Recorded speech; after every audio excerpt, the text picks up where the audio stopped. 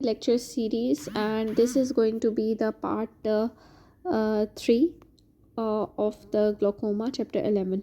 So, overview of glaucoma definition. Glaucoma is the term that is used to describe a group of conditions that have in common a chronic progressive optic neuropathy that result in characteristic morphological changes at the optic nerve head and in the retinal nerve fiber layer. Progressive retinal ganglion cell death and visual field loss are associated with these changes. Intraocular pressure is a key modifiable factor.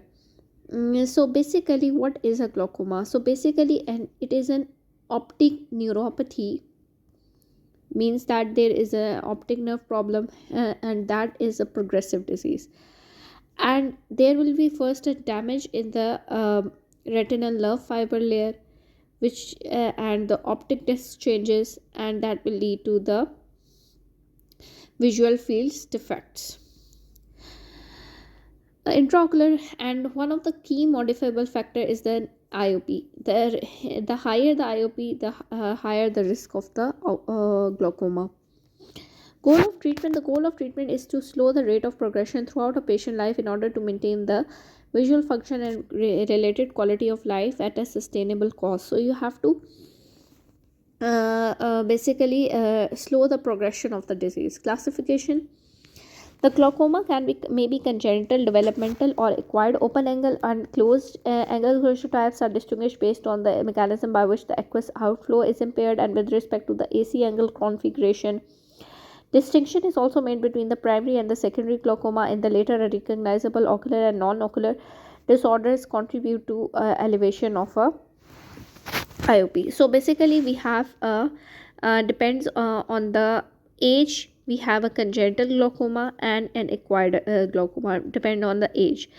Next is there is a primary and secondary glaucoma. Primary means that only the ocular there is no other ocular pathology, whereas in the secondary glaucoma there is an other ocular pathologies and non-ocular pathologies as well.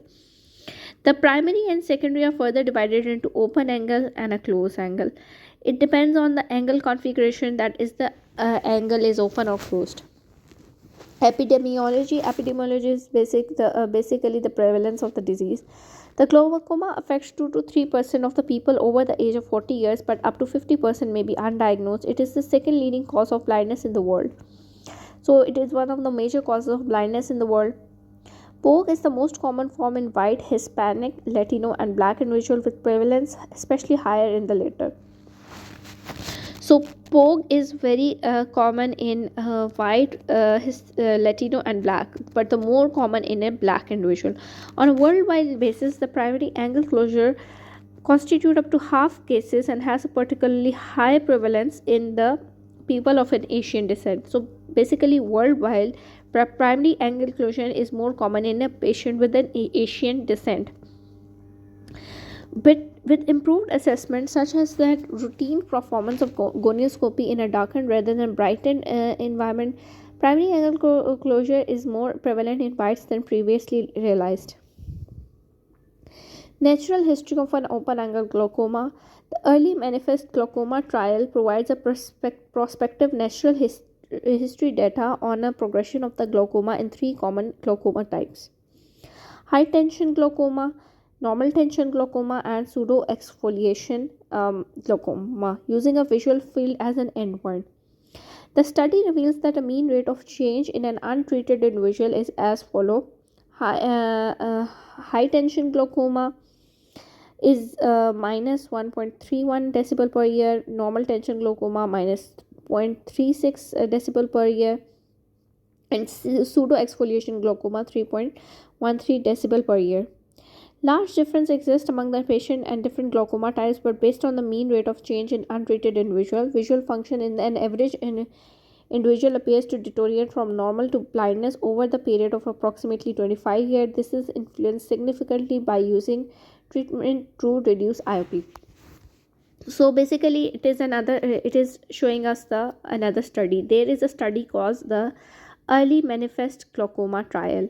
Basically, it was just trying to see how the glaucoma process progresses in already glaucomatous patient, like how much visual field changes occur in a case of a glaucoma.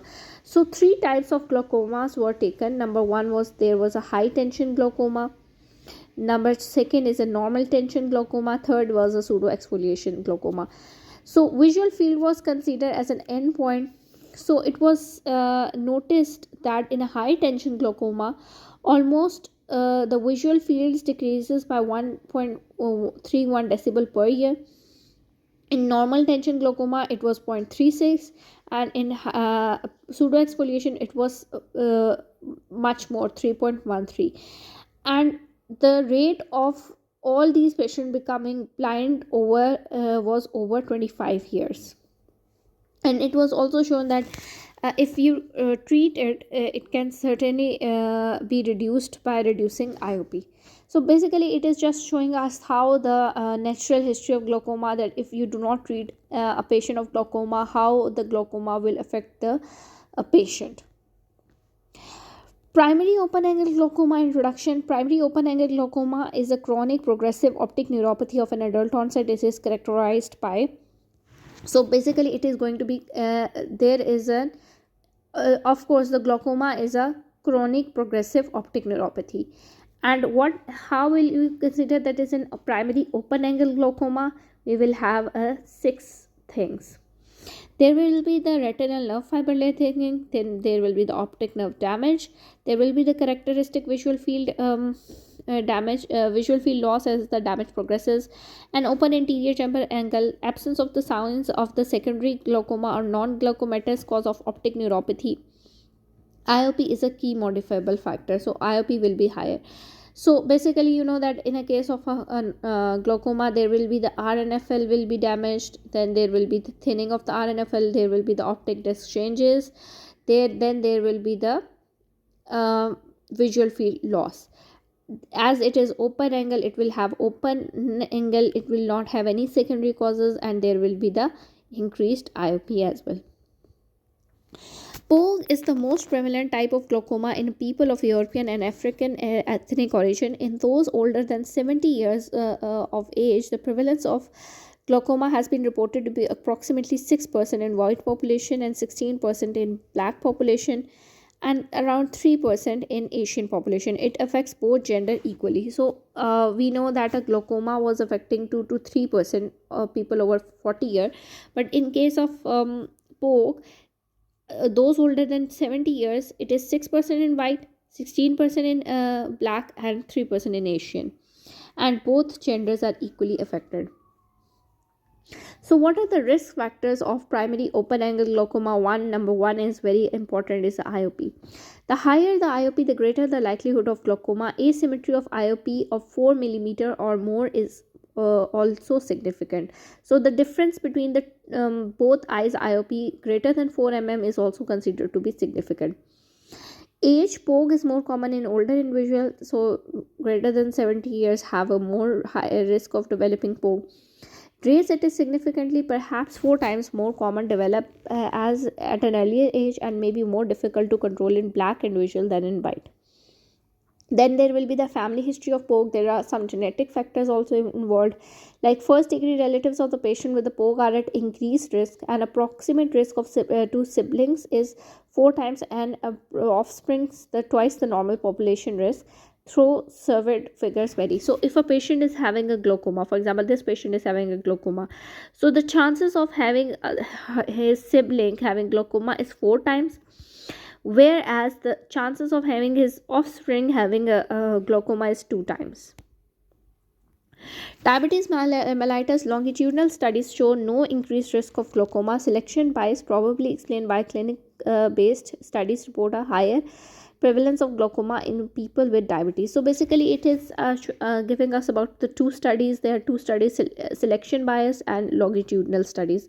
So longitudinal studies that show that there is no risk of increased risk of glaucoma, whereas selection bias show that probably the cases of glaucoma was having a high risk in diabetes because of the selection bias. Myopia is associated with the increased incidence of a poke, and myopic eyes may be more susceptible to glaucomatous damage. So, myopia is also one of the risk factors for the poke. Anti-VEGF, very very important, because it is very common treatment that we give in a case of a retinal disease is anti-VEGF. So, it is a case of having a increased IOP, risk factor for having increased IOP.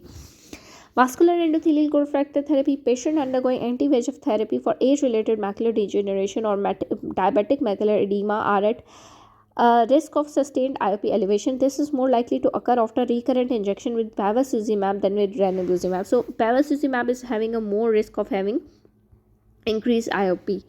The risk is significantly greater for patient with glaucoma than for normal individual. The risk that glaucoma surgery will be needed increases after sixth injection. Contraceptive pill. Recent research suggests that a long-term use of an oral contraceptive pill may increase the risk of glaucoma, perhaps by blocking a protective estrogen effect. Vascular disease. A range of systemic conditions linked to the vascular compromise may be associated, though a clear-cut relationship have proved difficult to demonstrate consistently. Uh, Systemic hypertension, cardiovascular disease, diabetes, and vasospastic conditions such as migraine have all been implicated. Poor ocular perfusion may be the risk factor for glaucoma production.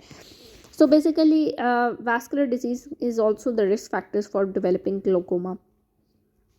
Then there is a translaminar pressure gradient. Studies suggest that a difference in the level of IOP and orbital vein CSF pressure may increase the likelihood of the development and the progression of the glaucomatous damage, perhaps due to associated deformation of the lamina cribrosa. So, basically, what is a translaminar pressure gradient? So, basically, it is at the lamina cribrosa. So, there is a CSF and pressure, and then there is a IOP pressure, like orbital pressure, which is IOP, ocular pressure, IOP, and CSF. So, the difference between them, if it is greater, then it is increasing the likelihood of having development of poke. Optic disc area. Large discs are more vulnerable to damage, like in myopia. Ocular perfusion pressure is the difference between the arterial BP and the IOP, and has been shown in population studies to be linked to an increased risk for development and progression of glaucoma. So, a difference between the arterial BP and IOP, if there is a greater difference, it will cause the risk of glaucoma. So, genetics have also been implicated as a risk factor for pokes.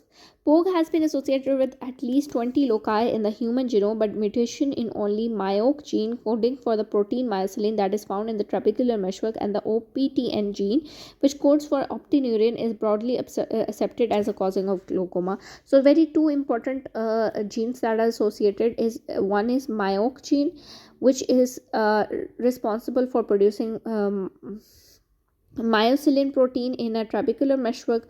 If there is a disturbance in it, it can cause the glaucoma formation. Next is the OPTN gene, which is code for optineurin, is also linked to the development of poke.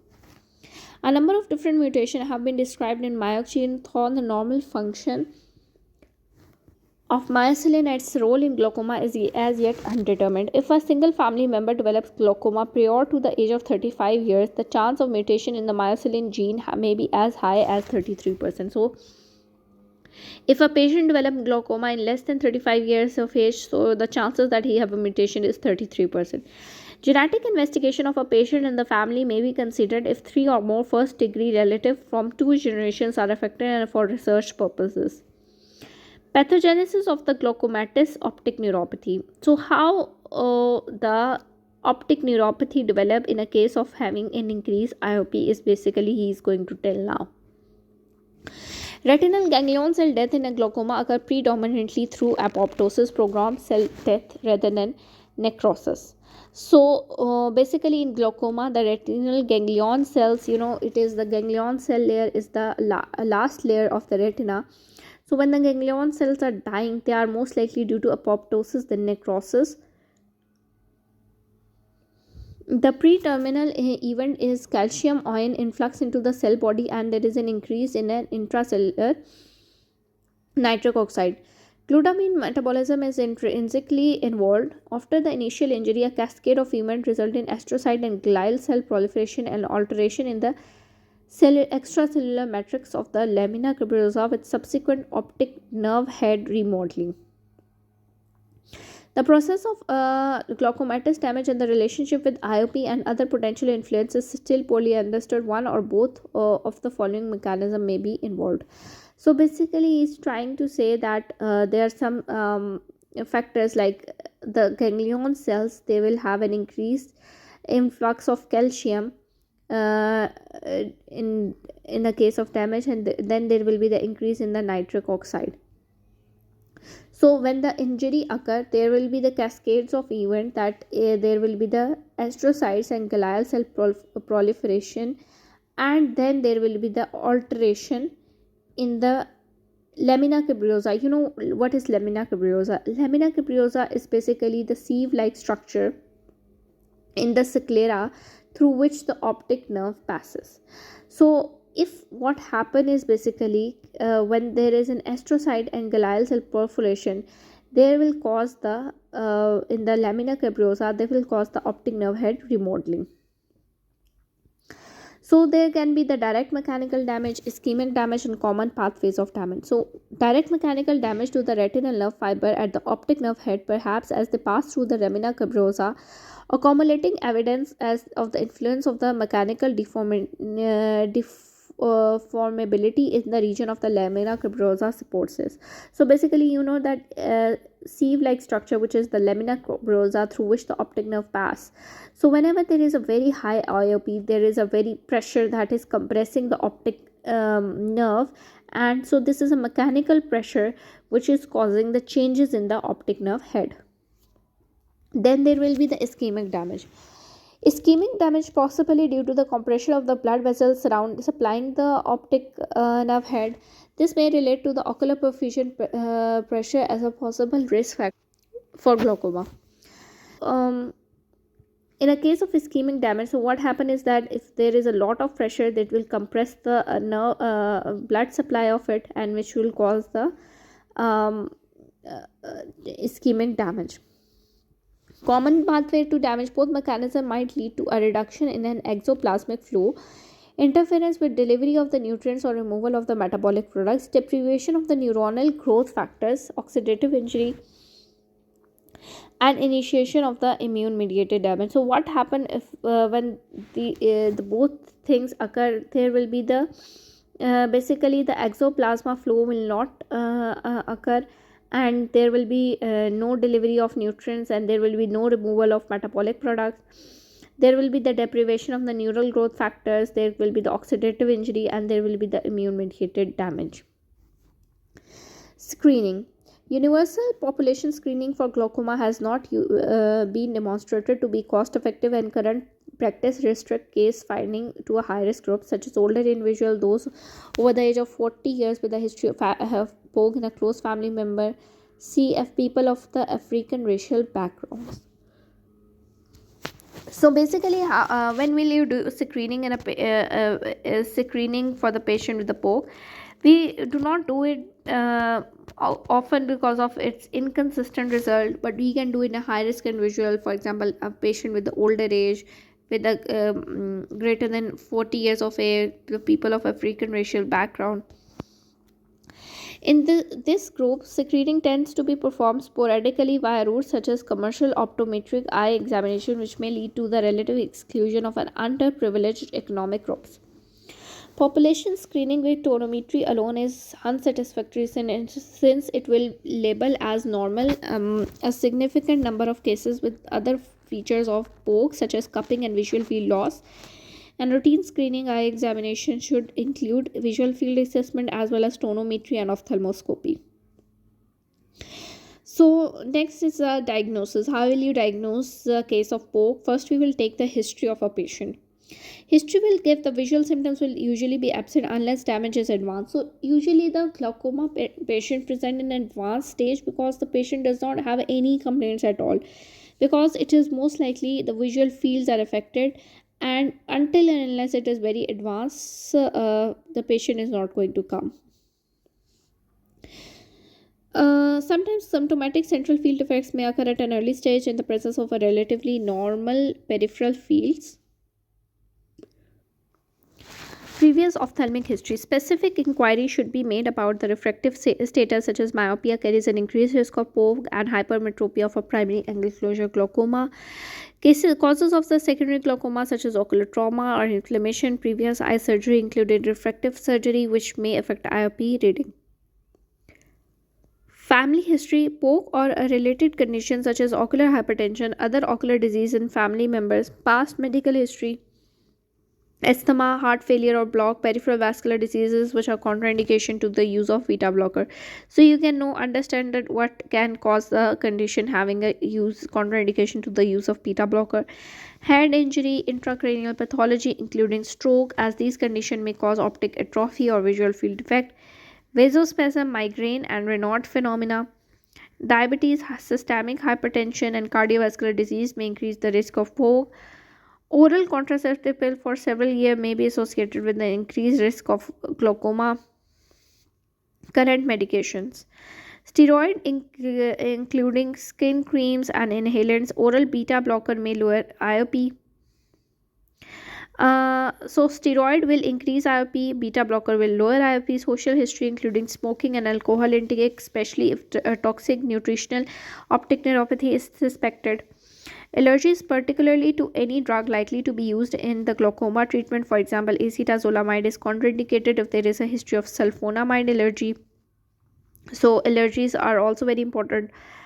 Examination. What will you examine in a patient of a glaucoma? Visual acuity is likely to be normal except in advanced cases. Pupil exclude a relative afferent pupillary defect if initially absent but develop later. This continues constitute an indicator of a substantial progression. So basically RAPD is a sign of a optic neuropathy. Color vision assessment such as Ishihara chart testing if there is a suggestion of an optic neuropathy other than glaucoma. Slit lamp examination exclude feature of a secondary glaucoma such as pigmentary and pseudoexfoliation. Tonometry prior to pachymetry, noting the time of the day. Gonioscopy. Optic disc examination for the glaucomatous changes should be performed with the pupils dilated, provided gonioscopy does not show critically narrow angle.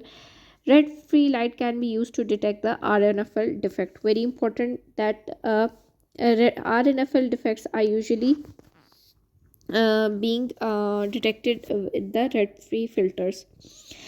Then there is an evaluation of the optic nerve head. How will you evaluate? The first you will need to know what is a normal optic nerve head. So neuroretinal rim, so what is this? This is an optic disc. So this is a disc, this is a cup, and between the disc and cup is a neuroretinal rim, NNR, and it is very important because these neuroretinal rim is basically affected. The neuroretinal rim is the orange pink tissue between the outer edge of the cup and the outer optic disc margin. The inferior rim is the broadest, followed by the superior, nasal, and temporal. So first is uh, inferior, superior, Eisentrul, nasal, and temporal. So that is why you will see that if there is a large disc and it is still following the Eisentrul, you can say that the optic disc is normal. But if it is not follow the rule of the Eisent, so it means that it is having a glaucomatous damage. This has a high sensitivity 81% for glaucoma but is not specific, that is eyes without glaucoma often do not respect the rule. Um CDR ratio. The CD ratio indicates the diameter of the cup expressed as a fraction of the diameter of the disc. The vertical diameter rather than a horizontal ratio is generally taken. It is difficult to estimate the CD ratio accurately without imaging. As a basic principle, small diameter optic disc have a small cup and a large disc have a large cups. Only 2% of the population have a CD ratio greater than 0.7 in any individual. Asymmetry of 0.2 or more between the two eyes are also should also be regarded with suspicion. Though it is critical to exclude a corresponding difference in overall disc diameter. So basically, this are, vertical diameter is basically, you choose that how much is a cup disc ratio. So this is a disc and this is a cup. So how the cup is relative to the discs. So for example, the cup is having, we give the number it 10, and this is how the cup is, we give it the number 3, almost it is 3. So cup size is 3, whereas disc size is 10. So how will it, we take that how much will be the cup as compared to the disc size, it is almost 0.3. If we take it as a 1, divided by 10 and then 10, then it is 0.3. And the smaller disc have a smaller cup, whereas the larger disc have a larger cup. So you can see the small disc with a low cup disc ratio and large disc with a proportionately larger cup. And it is also important that if there is a difference between a 0.2 CDR ratio between the two eyes, then it is considered suspicious, and any disc that is greater than 0.7 is also considered a suspicious disc. Optic disc size is important in deciding if a CD ratio is normal and is also a prognostic indicator. Large discs are believed to be more likely to sustain damage, particularly in normal tension glaucoma. This may be the result of the larger diameter conferring relative mechanical weakness and hence greater vulnerability to the IOP-induced displacement of the lamina capsulosa, which has found to be thinner in eyes with normal tension glaucoma. So one thing is that you have to measure the size of the optic disc with slit lamp, because it is a very important disc factor, because if it is a larger disc, then the large cup is also normal, whereas in the case of a small disc, the smaller cup is the larger cup is very abnormal. Disc size varies on average between the racial groups and is largest in Africans. Imaging can objectively measure disc area, but vertical diameter is the parameter more frequently used clinically. Normal median vertical diameter for non-glaucomatous disc is 1.5 to 1.7 millimeter in white population. So the normal disc size on an average is 1.5 millimeter. A narrow slit beam is focused on the disc using a fundus lens. The height of the beam is adjusted until it matches the distance between the superior and inferior limits of the neuroretinal limb, not the scleral rim surrounding the neural tissue, and the diameter in millimeter is read from the slit lamp. A correction factor may be necessary depending on the lens used. Refractive error affects measurement only minimally, although myopia have -8 diopter may distort the result. A large disc has the large cup and may be entirely healthy, while any cupping in a small disc may be abnormal.